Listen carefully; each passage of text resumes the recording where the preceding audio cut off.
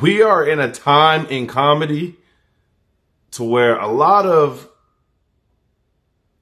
comedians don't know what they're doing. I mean, on stage, doing stand-up, absolutely, right? You pay your dues, you do your 10,000 hours. You know, some people don't have to do that. Some people get on before then. But when it comes to what they do on stage, it comes naturally for some, right? Others have to work at it to get better. But for the most part, that's where we shine. A lot of times, comedians have a hard time with promoting or posting videos or generating interest for people to come and see you live. Back in the day, you would go to a late night show. You would make an appearance on a TV show or have a TV show, get a development deal, so on and so forth, right? You would go to Just for Laughs. You would do something. You would do radio for promotion. You would do the news in the city that you were in.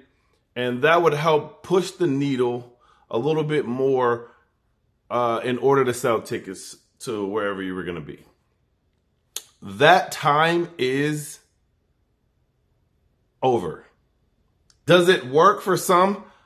Absolutely, right? Especially those that have been doing it for 25, 30 years because you have trained your audience that this is how you promote. Especially if you were doing comedy in the 90s and you were 30 or 20, that makes you 50 or 60 now, right? Who watches the news repetitively every day? The older folks. Who listens to the radio? The older folks, right? So, yes, it's imperative for you to promote to your demographic the way that you know how. But I've been watching comedy change,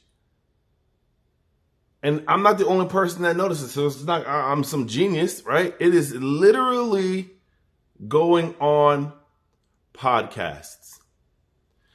Podcasts and streaming, right? Because streaming has, I believe streaming has outpassed podcasts.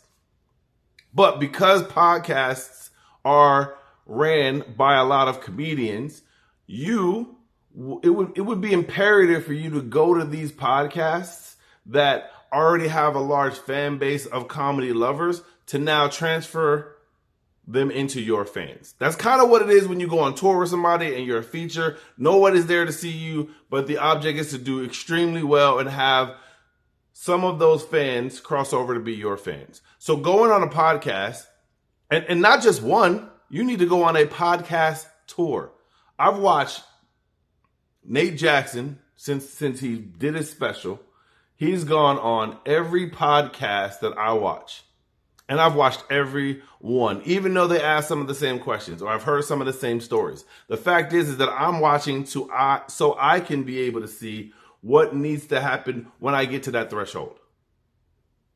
How do you get on these podcasts? Like, there's people that have not been comics that get on these podcasts. I was watching a video about the Hot Tool girl.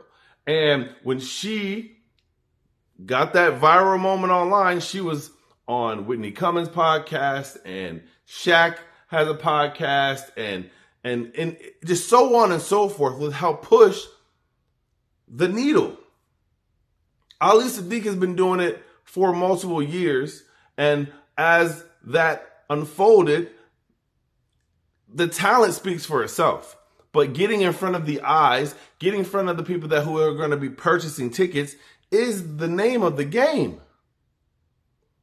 You got so many podcasts that run more numbers than any news station and even television shows. We're talking about hundreds of thousands of eyeballs. Hundreds of thousands of eyeballs. And some of those demographics or some of those audiences cross paths. Like, I believe that Bert Kreischer's podcast and Tom Segura podcast. Both of them coexist because they have Two Bears, One Cave. You have Ari Shaffir. You have Rogan, which is the top of the top, right? These are the podcasts that you want to go on. No Jumper is one. There are Say Cheese. Like, all of these platforms has eyes. And the object for you is to sell tickets. And how do you sell tickets? You get in front of the eyes. So when I get to that level of just now starting the tour, I'm going to hit up these podcasts in order to get on these shows to be able to be seen by the eyes.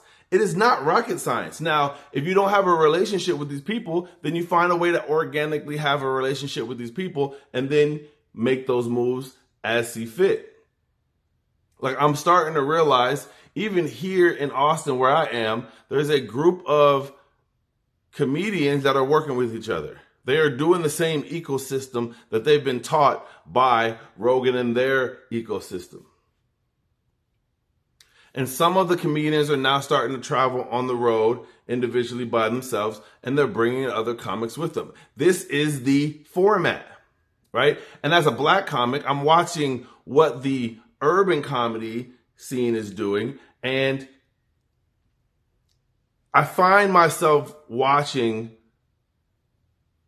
groups of comedians at war with each other or trying to outshine each other versus trying to help each other. I would hope that we would take a page out of what other people are doing, watch how they're able to elevate their group, and do the same. It's going to take some time, but someone has to be the one to do it. Like me doing stand-up, I'm like, where is the break? When is it going to be my time for the break? My big break. When am I going to get over the hump to where one comedy club takes, or two comedy clubs, or three comedy clubs take a chance on me? But it's a matter of just keep working, right? I keep putting out these videos. These aren't necessarily videos that are supposed to be funny. They're supposed to be informative. They're supposed to be an opportunity for me to give you, the viewer, how I feel about what I'm going through or what situations arise. But I would hope that everyone that is a comic take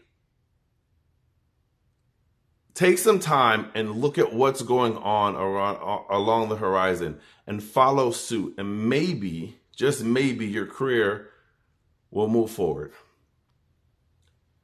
I don't have all the answers, but I definitely know that I'm paying attention and trying to do the best to get to that next level. And I can't wait in 5 years, 10 years to look back at these videos and be like, I was right. I knew what I was talking about, and I put all of those things into motion. Like, comment, subscribe. Tell me what you think. If you don't believe it, then say you don't believe it. But that's all I got for today. I'll holla at y'all. Peace.